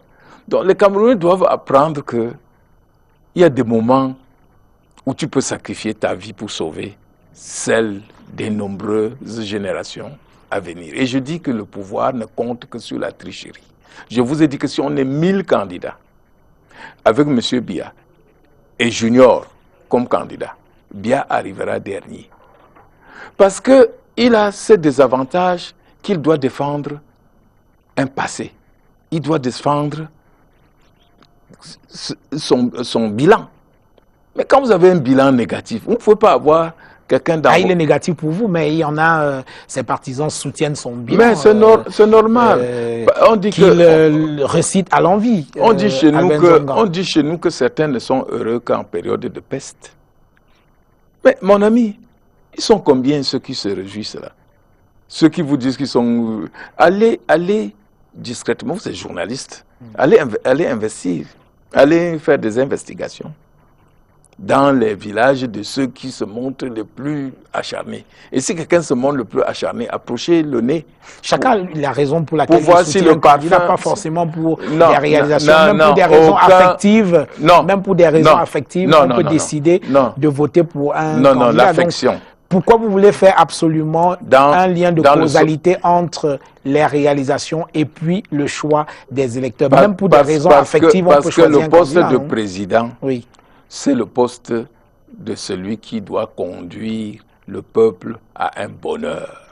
Quand on te conduit, quand on te recule, on ne te conduit pas au bonheur. Même si c'est ta mère, tu lui dis que ouais, tentons autre chose. Donc cette affection-là, ça n'existe pas. Ce n'est pas un problème d'affection. La famine se sent. On ne dit pas à quelqu'un que tu as faim. Toi, tu sens que tu as faim. Il n'y a pas un seul Camerounais qui n'a pas soif de développement, qui n'a pas soif d'exister aussi. On va vous dire, et c'est ça, là où on a voulu entraîner les Camerounais dans une histoire impossible de tribalisme. Et il y a aujourd'hui chez nous des groupes qui se soutiennent et qui volent. Mais il n'y a pas de tribus. Sinon, il y aurait une tribu où chacun a une voiture, chacun a une maison. Non, il n'y a pas de tribu heureux. Les malheureux, on les trouve à Bawang. Les malheureux, on les trouve à Mvormaka. Les malheureux, on les trouve à Tukumbore. Mais les heureux de Bawang, les heureux de Mvormaka et les heureux de Tukumbore, qui sont une infime poignée, veulent faire croire que nous devons les aider à être plus heureux et nous toujours plus malheureux. Il s'agit pour les candidats d'éveiller la conscience et de dire aux gens que quand tu vas au restaurant, tu prends un bon plat, tu manges. Tu n'as même pas vu le cuisinier. Dernière question pour sortir de cette partie du débat, Albert Nzongan. Au-delà des certitudes que vous assénez comme ça là, qu'est-ce qui peut permettre aujourd'hui à l'opposition ou alors un candidat de l'opposition de battre le président sortant? Mais tous vont le battre. Mais au-delà de ces... Non, c'est pas au-delà. Sur quoi vont-ils... Mais sur le bilan, oui. Parce qu'aujourd'hui, les gens connaissent que M. Biya. Les autres ont le bénéfice du doute. Même le dernier candidat, on ne connaît pas. On se dit, personne ne peut faire plus mal que celui-là. On l'a vu au bout de 36 ans. Donc, n'importe qui vient, on lui accorde ce qu'on appelle le bénéfice de la nouveauté. On dit que tentons celui-là. C'est pourquoi il ne peut pas gagner. Et comment voulez-vous qu'un préfet... Cela peut être retourné contre vous. Hein. On dit souvent, il vaut mieux un diable qu'on connaît plutôt qu'un... Non, ce diable-là, il a traîné trop longtemps. Parce que Lucifer, qu'est-ce qu'il a fait? C'est quand les gens au départ croyaient qu'il était le concurrent de Dieu. C'est quand on a fait de ceux qui l'ont quand on a vu ce qu'il a fait de ceux qui l'ont suivi, qu'on a dit, hey. Et pour comprendre ce régime, vous avez parlé tout à l'heure d'Edouard. Edouard était sur le plan sur le plan politique et sur le plan même ésotérique, l'un des chefs. Mais il s'est repenti. Et c'est la seule parole que les Camerounais doivent écouter avec attention. Parce que ce monsieur ne dit pas n'importe quoi, il dit ce qu'il a vécu. Nous qui avons été dedans, nous ne disons pas n'importe quoi, nous disons ce que nous avons vécu. Quand je t'ai parlé des soutiens et des coups bas, qu'est-ce qui m'a fait sortir du RDPC? C'est mon camp. Parce que je commençais à dénoncer ces vols avec son patron, celui qui est mort là, Ndumba. Et c'est lui qui a tout fait pour quand je lui ai remis ma démission, il a fait le signe de la croix et il m'a dit au revoir. Il était tout heureux. Donc, il ne faut pas toujours croire que dans cette histoire-là, c'est parce que quelqu'un est de chez Biya qu'il va voter Biya. Quand tu te couches le soir, tu fais ton bilan, tu dis, hey, moi quoi? Et quelqu'un a écrit quelque chose que j'ai lu aujourd'hui. Il a dit que la plupart de certaines personnes qui parlent de tribalisme, leur argent, ils le font fructifier par des gens qui prétendent combattre. Donc c'est pour ça que je vous ai dit que le provincialisme est verbal et superficiel. On va prendre une petite pause pour aborder dans quelques secondes la dernière partie de cette émission.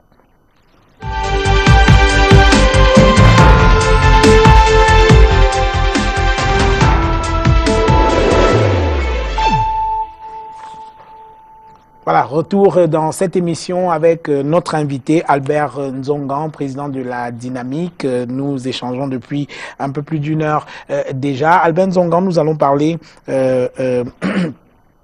à présent des chefferies traditionnelles qui prennent déjà, ce n'est pas nouveau, mais une place assez importante dans la scène politique. Alors, comment appréciez-vous la place que les chefs traditionnels occupent aujourd'hui dans l'arène politique au Cameroun? Non, il faut que je vous arrête tout de suite. Oui. Je suis 9 notable dans la tradition bamileke. Ça veut dire que je suis des 9 qui constituent le gouvernement du village. Oui. Je vais prendre l'exemple des us et coutumes de l'Ouest. Donnez-moi le temps de vous expliquer. Moi, je m'appelle Wambo Nwela Amo. C'est-à-dire Wambo qui défend les problèmes de chez lui, des gens de chez lui. Quand je serai mort, on va prendre un de mes fils. Il perdra son identité. Il s'appellera Wambo Nwela Amo. C'est-à-dire que le notable est une institution. La chefferie est un trône sur lequel un individu s'assoit avec son nom. On ne dira pas, on dit Chef Banjoun, Chef Njomo. Chef Njomo a succédé à Chef Nié. Chef Nié avait succédé à un autre. Ils ont succédé à leur père Kamga. C'est vous dire que le chef a son identité propre. Et le trône, quand il est assis sur le trône, il est le chef. Mais quand il sort du trône et prend son identité, ou quand il va même dans sa concession personnelle, il est la personne qu'il est. Et ceci, c'est pour relever quelque chose que les gens ont critiqué dans les réseaux sociaux.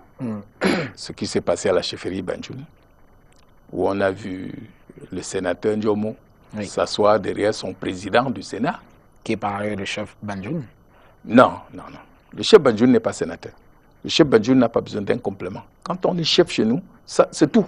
Il n'y a rien à côté du chef. Quand tu entends un chef se plaire à dire qu'on l'appelle docteur, on l'appelle professeur ou tout ça, c'est de l'aberration.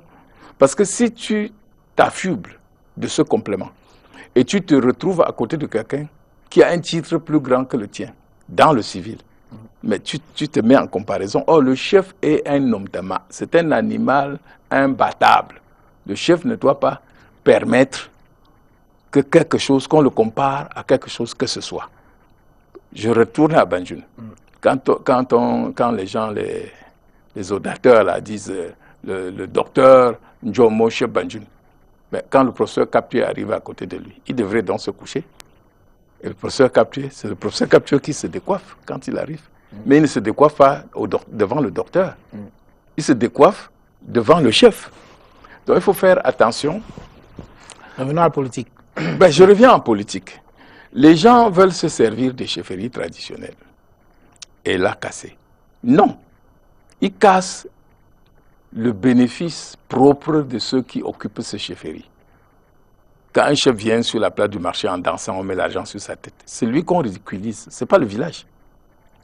Le village est une réalité, c'est une institution dont le pouvoir a compris que des régions comme le Nord, le Noun, l'Ouest, Bamenda, sont des régions où les chefs avaient trop de pouvoir et étaient donc capables de mener leurs villageois, leur population, vers quelque chose qui pouvait être le contraire de ce que voulait l'administration. On a commencé par dire qu'ils sont auxiliaires de l'administration et qu'on peut même les nommer.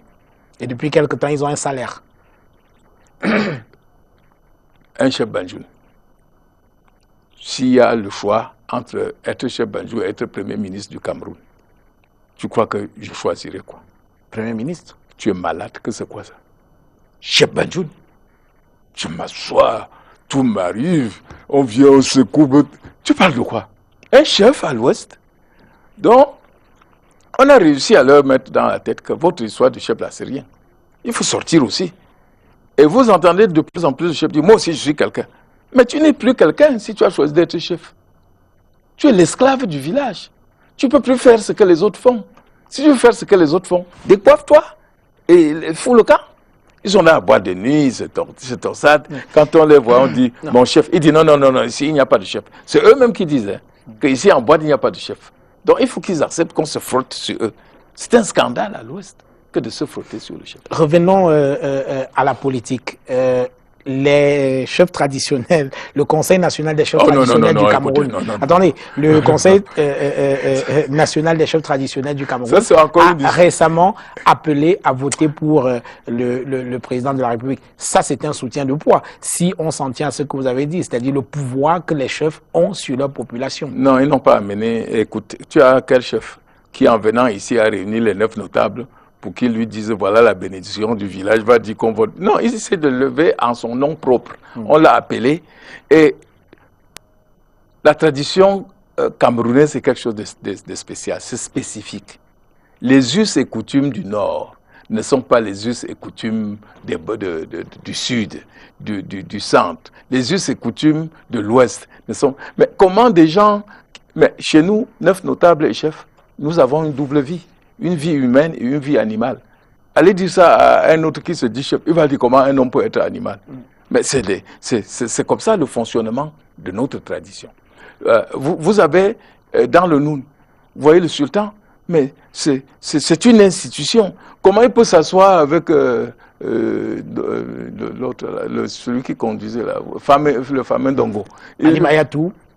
Ils étaient nombreux. Ali Mayatou, Alim Ayatou a choisi. Kabaïgué Djibril, Jacques Famdongo, ils étaient nombreux de toutes les régions du Cameroun. Vous voyez tous ces pillards-là que vous appelez chef. Non, écoutez, le chef ne peut d'ailleurs se mêler à rien qui peut entamer son autorité et la crédibilité de son règne. Quand vous citez tous ces gens qui, tous les jours, sont dans les problèmes humains, qui se frottent, qui sont obligés de se compromettre. Mais un chef reste dans la chefferie. La chefferie de celui-là que vous appelez fameux, c'est où? Il a combien de notables? Et le chef à Colandom, vous avez dit vous-même que les chefferies ne se valent pas. Mais c'est ce que je dis. Il fait partie du conseil qui a appelé à voter pour le président de la République. Est-ce que pour vous, aujourd'hui, on sait que la politique, elle est essentiellement clivante. Donc pour vous, le fait que des chefs traditionnels parlent Pourquoi vous me touffez? Je ne vous étouffe pas. Non, M. Tani, laissez-moi vous dire que je vous retire cette utilisation d'une institution qui tient à cœur les gens du nord, de l'ouest, de Betty, tout ça. Ce ne sont pas les chefs. Le chef ne se déplace pas pour aller dire qu'on vote quelqu'un. Le chef ne vote pas. Le chef est le patron. Ce n'étaient pas des chefs. C'était des petits mendiants qu'on a appelés. Dès que tu arrives ici, tu cesses d'être chef. Si quelqu'un... Mais tu viens ici dire qu'on vote Paul Biya. Tu as chez toi un candidat contre Paul Biya. Qu'est-ce que tu vas rentrer dire aux populations? Qu'il faut le chasser du village? Non, on est en train de... Donc, vous, les chefs perdent leur autorité lorsqu'ils se mêlent de politique. Ils n'ont rien perdu. Les gens veulent les exploiter. Et je voudrais ici, et je suis obligé de me ressaisir pour mon droit de réserve. Mais je suis celui que le chef de l'État a beaucoup envoyé auprès de ses chefs. Donc, il ne faut pas me raconter des histoires. Il vous a envoyé auprès de ses chefs pour faire quoi? Pour voir leur état d'esprit et quels étaient leurs besoins, et auprès des plus bavards. Donc le chef d'abord ne bavardait pas dans le temps. Le chef était là à la chefferie, il écoutait. Et après, avec ses notables, il prenait une décision. Mais aujourd'hui, le chef participe, il est au marché. Vous vous rappelez la petite histoire de M. Nié, du chef Nié à Banjul, où au début de la démocratie en 90, il a giflé un gars à Banjul qui était le représentant du SDF. Et le gars lui a dit, la gifle que vous m'avez donnée là, je considère que c'est le chef qui m'a tapé. Mais la deuxième, je veux considérer que c'est mon adversaire politique qui l'a fait. Il a donné une deuxième, lui aussi il l'a rendu. Et on lui a dit, tu tapes le chef. Il dit, non, le chef est à la chefferie, c'est mon adversaire politique. Si vous allez à la forêt, dans la forêt, le serpent va vous mordre. Le chef ne doit pas rentrer dans cette arène-là. C'est un panier à crabes. Et on les trompe. Et que sont ceux qui les trompent? On n'enverra pas un Bamileke tromper les chefs Betty. On n'enverra pas un Betty tromper les chefs Bamileke. C'est toujours les fils Bamileke qui profitent de l'occasion pour humilier les chefs. Vous avez vu à Banjul, un simple citoyen Bamileke qui est devant le chef avec son chapeau. Il est bien assis, le chef derrière lui. Mais c'est eux qui se sont ridiculisés. Pas leurs complices, parce que toutes ces histoires-là où les chefs maintenant veulent avoir des titres politiques. Le chef était celui qui choisissait dans son village un digne garçon pouvant représenter le village. Il est au-dessus de ça. Bon, donc les chefs vont montrer maintenant que la chefferie est rien par rapport aux petits titres de maire, de conseiller, de sénateur qu'on peut leur donner. Et ça, tous les citoyens camerounais qui veulent que nous ayons une identité. Parce qu'on est en train comme ça de perdre notre culture totalement. Aucune région n'est épargnée. Oui. Et le pouvoir est satisfait. Parce que le pouvoir en face de lui, des gens affaiblis. Le chef ne peut, quand le chef dit que votez bien, mais qu'il vous dise comment il va faire pour qu'on le vote bien. Qu'ils vous disent par exemple. Peut-être qu'ils vont battre campagne. Alors, est-ce qu'il en est des chefs traditionnels comme de l'élite? Aujourd'hui, il y a également beaucoup de contestations dans des communautés au sujet des élites qui aujourd'hui sont cooptées et ne semblent pas recevoir l'assentiment des leurs. Est-ce qu'il y a un problème également au milieu de l'élite? Qu'est-ce que vous appelez élite? Oui. L'élite est quelqu'un qui, par ses agissements, par ses réalisations, par son intelligence, a émergé. Et il s'impose aux autres. L'élite n'est pas le cancre qui ouvre la radio, et il apprend qu'on l'a nommé ceci, et il commence à adresser ses ergots pour dire désormais, s'il y a quelque chose dans ce village, c'est moi. Vous avez vu que les meetings les plus courus pour les candidats, c'est à Bouddha. Vous ne vous êtes pas demandé pourquoi? Quelqu'un a même dit que vous avez vu comment les gens étaient nombreux. Les gens de Bouddha ne viennent pas absolument parce qu'ils aiment ces candidats. Ils viennent exprimer une exaspération. Bouddha est le seul département où aucun maire d'arrondissement ou de village n'y réside. Le maire de Babadjou est ici à Yaoundé. le maire de Ngalim est à Douala, le maire, le député de Bouddha est la femme de Fozo Victor. L'autre est à Douala, c'est un homme d'affaires. Donc, le maire de la ville de Bouddha est médecin à Douala. Donc, on leur a imposé des gens qui ne connaissent pas. Et ils se sont sentis orphelins. Maintenant, ils se disent que, si quelque chose d'autre pouvait nous arriver. Comment pensez-vous que quelqu'un qui habite si loin de sa population et qui a ses affaires propres puisse les encadrer de manière que, au cours des élections, il leur dit votez pour Paul Biya et on vote. Ce n'est pas possible. Donc ces gens expriment d'une autre manière leur mécontentement. Et c'est ça la conséquence de l'élite fabriquée.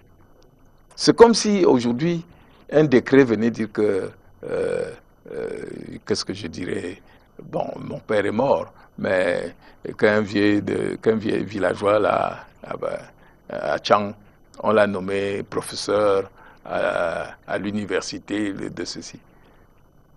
Mais il va faire quoi? Le gars n'a même pas été à l'école. Parce que les cancres pensent que le décret va les transformer. Ils mentent. Le peuple est fatigué et est maintenant regardant. Et comme ces gars savent que leur seule chance, c'est de dire à Paul Biya que ils ne lui disent pas voici le résultat de la fonction pour laquelle tu m'as nommé. Ils disent voici le résultat de l'élection dans mon village. Tout le monde est d'accord pour que Paul Biya dise que ok, continue à rester là. Et dans le village, ça ne va pas se passer comme ça. Je vous dis et je vous redis que ceux qui pensent qu'ils ont gagné parce qu'ils pensent que les tricheries d'antan vont continuer se trompent. S'ils veulent que le Cameroun sombre dans un désordre, le Cameroun sombrera dans un désordre. Mais on ne peut pas diriger un pays pendant 36 ans, avoir 85 ans et souhaiter le laisser en feu et en sang. Nous sommes en train de sortir de cette émission. Ah bon? Déjà, oui. Le temps, il passe vite. Alors, il y aura 9 candidats à la présidentielle du 7 octobre prochain. Lequel de ces 9 candidats est le vôtre? Écoutez, les gens m'ont collé des candidats. Vous voulez jouer à la politique, mais vous êtes journaliste. Mon parti s'appelle Dynamique pour la Renaissance nationale. Oui. Et le parti qui porte Maurice Kamto, c'est le Mouvement pour la Renaissance nationale. Donc c'est celui que vous soutenez pour la prochaine présidentielle. Non, monsieur. Nous avons les mêmes objectifs. Redonner vie au Cameroun, faire renaître le Cameroun. Donc c'est 2 partis frères qui ont les mêmes objectifs et les mêmes buts. Il est normal que si je ne suis pas candidat, que je supporte celui qui a les mêmes aspirations que moi. Donc, moi je le dis parce que je suis un responsable politique, le vote est personnel, mais même si, quel que soit ce que je dois faire, il faut que je sois conséquent et logique avec moi. On m'a vu toujours cheminer avec ce parti, même quand c'était en création avec M. Foguet, j'ai toujours été avec lui. D'ailleurs, je crois qu'il y a certaines réunions de l'opposition où on a voulu me chasser tout simplement parce que je l'avais invité. Donc ce n'est pas aujourd'hui qu'on se voit, parce qu'on pense, on discute, on est sur la même longueur d'onde. Donc vous soutiendrez le candidat du MRC à la prochaine présidentielle? Oui. Alors, quand j'entrais dans ce studio, je regardais un peu ce qui se dit dans les réseaux sociaux. On parle d'une réunion qui aurait eu lieu, ou alors qui aura lieu, entre l'ancien directeur du cabinet civil et votre candidat Maurice Kamto. Info ou intox? Je préfère vous le demander comme ça, hein, vous le côtoyez, donc vous pouvez en parler. J'imagine. J'apprends comme vous, mais écoutez, ça c'est l'exemple de la fébrilité de ceux qui se disent supportant le président de la République. Dès lors que vous n'êtes plus en odeur de sainteté avec lui, on vous cherche tout le mal. Je crois que tout cela, ce n'est pas pour faire du bien à Kamto. Peut-être que quelqu'un a entendu que le chef d'État voulait réhabiliter Belinga quelque part et on s'empresse de faire couler ça pour que il demeure. Intox. Non, ce n'est pas absolument de l'intox. Ceux qui doivent changer ce Cameroun sont ceux qui connaissent les méthodes et qui peuvent se repentir. Quelqu'un m'avait dit, tu étais au RDPC? Non. Je dis, oui, j'y étais. Mais je suis un voleur repenti. Il faut que ces gens-là apprennent la repentance. Vous croyez que ce que M. Edzo a fait là, c'est une repentance. Et maintenant, il a la paix de l'âme. Il se dit, j'ai dû participer à des mauvaises choses pour mon pays. Il faut que je fasse en sorte que plus jamais cela. Et peut-être Belinga aussi peut se dire, ouais, maintenant, il ne me reste pas beaucoup de temps à vivre. J'ai même construit une église pour Dieu. Il faut que j'arrive devant Dieu étant propre. Je libère ma conscience. Et ils seront de plus en plus nombreux, même dans l'armée, qui vont à un moment dire, hey, le bateau est en train de prendre l'eau, il vaut mieux que les rats, certains bons rats, s'échappent. Crise anglophone, en quelques mots, comment sort-on de cette crise qui continue de faire des morts? Des sécessionnistes sont encore tombés, tout comme des militaires, c'est tragique. Comment sort-on d'une telle crise? Dans cette crise, les morts connus, c'est les militaires. Parce qu'un militaire, quand il meurt, on sait que c'était un militaire. Mais la plupart des innocents qu'on tue, on vous dit c'est des sécessionnistes, c'est une vengeance où le militaire voit tomber son frère et le prochain qu'il rencontre, il tue. C'est un sécessionniste. Je voudrais tout simplement dire qu'au début de cette crise, j'ai été consulté.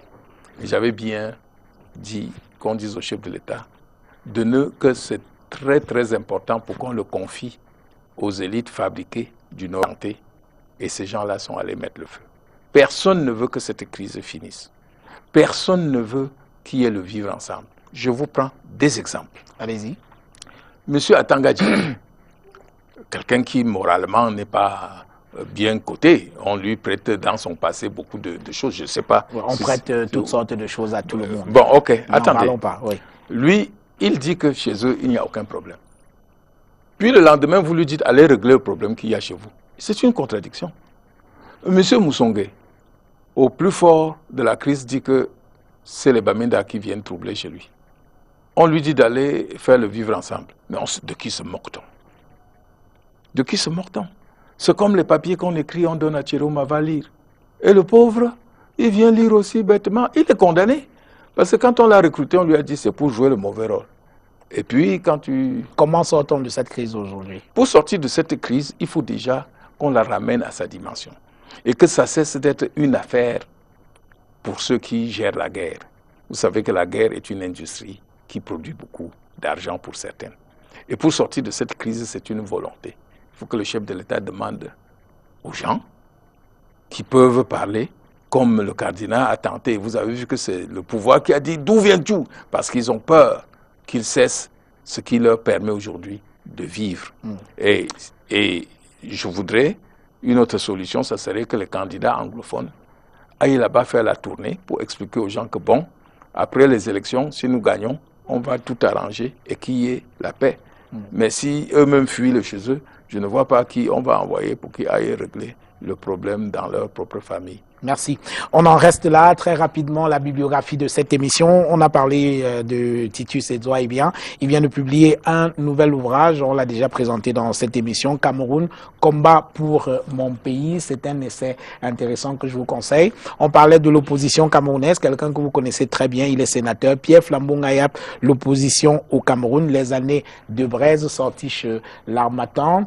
Un livre qui parle de l'opposition camerounaise également, repenser et reconstruire l'opposition camerounaise, question sur la quête de sens et la subjectivation politique. C'est un ouvrage collectif dirigé par la grande palabre de Jean Bosco Tala, notre confrère. Et enfin, vous avez parlé un tout petit peu de lui à demi-mot, Marafa Hamidou Yahya, le choix de l'action. Il est aujourd'hui incarcéré pour détournement de fonds publics. Merci Albert Zongan d'être venu dans cette émission. Vous regardez régulièrement cette émission, je suppose. Vous savez que vous ne repartirez pas les mains vides. Nous avons un petit cadeau pour vous. C'est un souvenir de votre passage à cette émission et je vous le remets avec plaisir.